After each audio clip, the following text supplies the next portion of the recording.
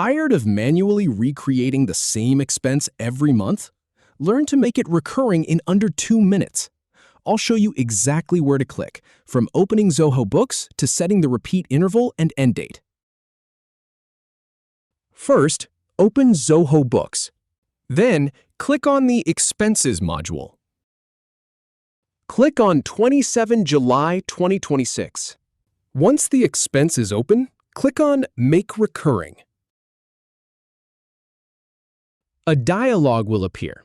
Go ahead and type a name for this recurring profile. Now, click on the Week dropdown to select how often it repeats. For example, you can click on Month to make it recur monthly. Next, click on Start On and set the start date for the recurring expense. Then, click on the 27th to choose that day.